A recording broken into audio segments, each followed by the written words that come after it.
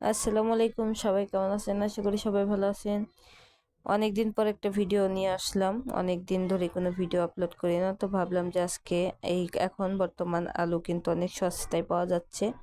তো এখানে যে আলুগুলো সুন্দর করে কেটে ধুয়ে একটু লবণ আর হলুদ দিয়ে হালকা সেদ্ধ করে নিছি।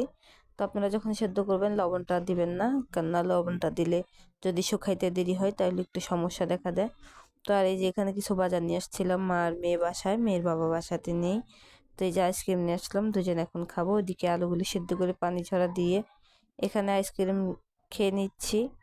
তো সব থেকে বেশি ভালো লাগে, মিস করি ছোটবেলায় যে মালাইগুলা খাইতাম নারকেল দেওয়ার, তো ওগুলা এখন পাওয়া যায় না ওইরকম ভাবে।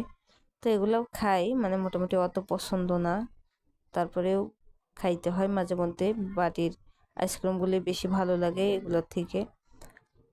তো যাই হোক, এই তো খাচ্ছিলাম। আর এই যে আমার হচ্ছে যেই দিন কোনো কিছু বানাইতে বসি, মানে ঘরে কোনো কিছু পিঠা বা এগুলো বানাই যে শুকাইতে হবে রোদে, ওই সময় দেখা যায় যে একদম আবহাওয়াটা সবসময় ভালো থাকলে আমি যদি এই ধরনের কোনো কাজ করি তখন দেখা যায় একদমই ভালো থাকে না। কেন জানি না, আমার সাথেই এমন হয় সব সময়। যতবারই কিছু শুকাইতে গেছি বা বানাইতে গেছি তখনই দেখি একদম রোদ ওঠে না। এদিকে আমার আবার বাসায় বারান্দা নেই, মানে ঘরের মধ্যে একটু ডাইনিংয়ে রোদ আসে, ওর মধ্যেই যা কাজ করার করতে হয়। তো এদিকে দোতলায় রাখা যায়, কিন্তু দোতলায় নাকি এর আগে একজন দেখলাম যে হচ্ছে পিঠা দিছিল, তো তখন দেখলাম আর কি, শুনলাম, দেখি নাই, যে পিঠার মধ্যে নাকি সাপ চলে গেছিল। এই কারণে আমি আর দোতলায় দিই নাই, তো ডাইনিং টেবিলে দিচ্ছি যে বাতাসে শুকে যাবে। তো আমার হচ্ছে আর একটা সমস্যা কি, যখন যেটা মাথার মধ্যে চলে আসে, রাত হোক বা দিন হোক, যেটা দিনের কাজ ওটা রাতেই করে ফেলি। দেখা যায় যে এই যখন দিছি আমি কিন্তু সকালে দিলে এগুলো শুকাইতে পারতাম সুন্দর, তা না দিয়ে আমি 3টা 4টার দিকে এগুলো বানাইতে বসছি। তো এখানে দিছি, পরে এক রাত ফ্যানের বাতাসে শুকাইনো হয়েছে। শুকানোর পর রাত্রে আর এখানে রাখিনি, ঝুঁইতে করে খানাডুলির মধ্যে রাখছি, কারণ তেলাপোকা বা অন্য কিছু এসে হাঁটাহাঁটি করতে পারে, ওটা তো আর দেখবো না, এই কারণে এখানে রাখা হয়েছিল না। ঝুড়িতে করে ছড়াইয়া খানাডুলির মধ্যে রেখে দিয়েছিলাম, মানে র্যাকের মধ্যে।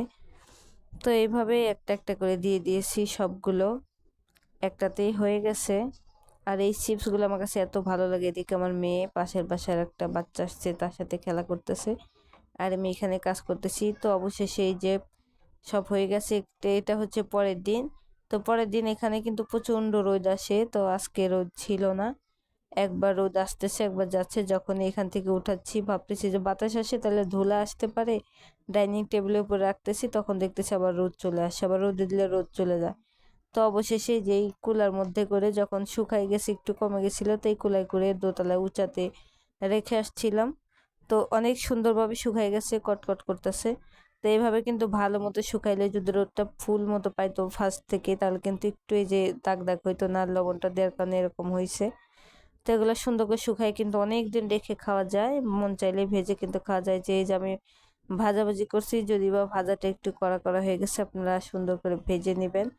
তো এটা কিন্তু বিট লবণ দরকার, বিট লবণ ছাড়া কিন্তু ভালো লাগবে না, যেরকম বাইরে বিক্রি করে ওগুলো খাওয়ার থেকে আমি মনে করি এটা খুবই স্বাস্থ্যকর হবে, কারণ না নিজে হাতে বানানো। ওগুলো আলু কাটে ধোয় কিনা বা কোথায় শুকায় তাও জানি না। তো যাই হোক, ভিডিওটা কেমন লাগলে সবাই অবশ্যই পাশে থাকবেন। ধন্যবাদ সবাইকে, আল্লাহ হাফিজ।